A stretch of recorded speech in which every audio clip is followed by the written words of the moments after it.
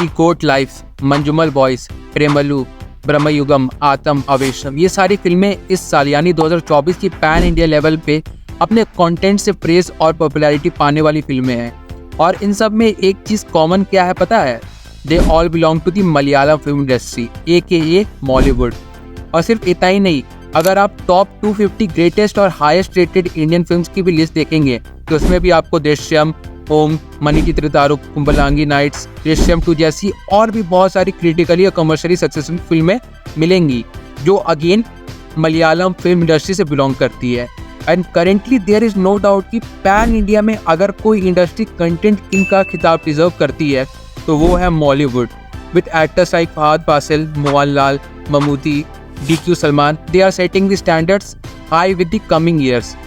और इस चीज़ के पीछे का कारण भी काफ़ी मोटिवेट करने वाला है कि यहाँ फिल्में बजट को बहुत ज़्यादा अननेसेसरी बढ़ाकर नहीं बनाई जाती है। जैसे आवेशम, उसे 30 करोड़ में बताया गया था और उसने बॉक्स ऑफिस पर 154 करोड़ की कलेक्शन निकाली थी। फिर Manjummel boys 20 crore, box office 242 crore, Bramayugam 27 crore, box office 85 crore, Premalu 3 crore और उसकी बॉक्स ऑफिस कलेक्शन 136 करोड़। और अगर किसी फिल्म का बजट अगर हाई होता भी है जैसे दी गोट लाइफ की 85 करोड़, तो स्क्रीन पे उसकी प्रोडक्शन क्वालिटी में भी वो सब चीज़ें दिखती है कि हाँ ये बजट हाई क्यों है। और इन सब चीज़ों की वजह से आज बॉलीवुड रूल कर रही है। बट वो कहते हैं ना कि कुछ चीज़ें दूर से ही अच्छी लगती है, क्योंकि जितना उस चीज़ के पास जाओगे उतनी उसमें खामियां मिलेंगी। और वैसा ही कुछ हुआ है अभी मलयालम फिल्म इंडस्ट्री के साथ। क्या बात कर रहे हैं? जहां हेमा कमेटी रिपोर्ट ने मॉलीवुड में खलबली मचा के रख दी है। और ये कंट्रोवर्सी स्कैंडल इतना बड़ा है कि लेजेंडरी एक्टर मोहनलाल ने अम्मा, जो कि association of Malayalam movie artist है, उससे रिजाइन दे दिया है। तो आप समझ ही सकते हैं कि ये कंट्रोवर्सी कितनी बड़ी है। बट डू यू नो ऐसी क्या चीज़ है जो इस रिपोर्ट के आने के बाद लोगों की रिएक्शन में दिख रही है, जो ऑन एवरी लेवल बहुत डिस्टर्बिंग बात भी है।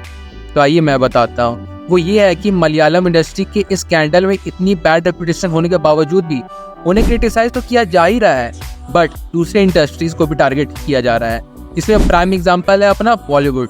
यस, बॉलीवुड की कंडीशन अभी ऐसी हो गई है कि अगर किसी कांड में उनका नाम आ जाए तो उन्हें गाली तो पड़ती है ही, और अगर किसी और फिल्म इंडस्ट्री का नाम किसी कंट्रोवर्सी में आ जाए तो वहाँ भी बॉलीवुड को ही गाली पड़ती है।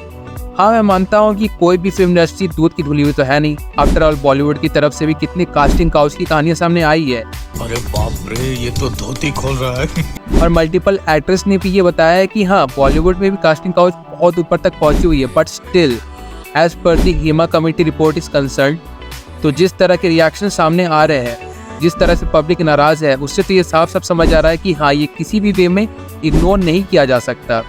और जब नाम भी बहुत सारे इन्वॉल्व है तो एज पर कॉन्स्टिट्यूशन सजा भी मिलनी ही चाहिए, क्योंकि एक दूसरे पे उंगली उठाने से कुछ नहीं होने वाला है। और फिर ये तो मलयालम फिल्म इंडस्ट्री है जो एक्सपेरिमेंटल फिल्म बनाने के लिए सबसे आगे रहती है, जिसने as long as I can remember हमेशा बोल्ड और ब्रेव फिल्म मेकिंग में बेंचमार्क सेट किए है।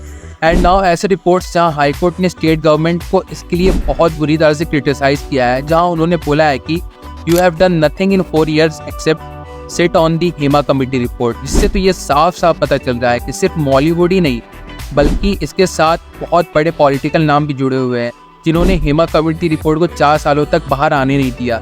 आफ्टर ऑल पे रेशियो में तो हमेशा से डिस्पैरिटी रही है, जहाँ हमेशा से फीमेल्स और मेल्स में पे को लेकर इनइक्वालिटी हमेशा से फ्रीक्वेंट रही है। But now abuse is something जिसे इग्नोर करना इन फ्यूचर और प्रॉब्लम्स को इन्विटेशन देना है। ये बड़ी अच्छी बात कही आप। And hence it is some kind of relief कि ये चीज़ विद डेज कमिंग और भारी क्रिटिसिज्म और प्रोटेस्ट का शिकार बन रही है। बट अब यहाँ तक तो बात रही हेमा कमेटी ने किस तरह से बॉलीवुड को एक्सपोज किया है उसकी, पर आगे जब मैंने वो नाम देखे जो इस चीज़ में सामने आए हैं तो मैं भी काफ़ी दंग रह गया था, क्योंकि ये सारे नाम इस इंडस्ट्री के कुछ बहुत बड़े लोगों में शुमार आते हैं, जैसे निविन पॉली, रंजीत बालाकृष्णन, सिद्दीकी, मुकेश, जया सूर्या, एजावेलू बाबू और मनियन पिल्ला राजू। जहां एज यूजुअल इनके तरफ से तो यही बोला गया है या फिर यही रिमार्क शेयर किया गया है कि ये सारे फॉल्स एलिगेशंस है और वो फुल्ली कोऑपरेट करेंगे इस इन्वेस्टिगेशन में पुलिस को। और अगर केसेस की बात करें तो अगस्त एंड तक टोटल 17 केसेस रजिस्टर किए जा चुके हैं। लेकिन जब इतने सारे एलिगेशंस, इतने सारे केसेस, इतने बड़े बड़े एक्टर्स के रेजिग्नेशन के बाद में भी बहुत लोगों को लग रहा होगा कि हाँ, इस रिपोर्ट के आने के बाद अब तो बहुत कमी आई होगी अब्यूज़ में, है ना। तो I am sorry to say this, but as of a report on 4 September 2024 काफ़ी यंग वुमेन एक्टर्स और टेक्नीशियंस ने ये क्लेम किया है कि अब्यूज़ इज स्टिल फ्रिक्वेंट।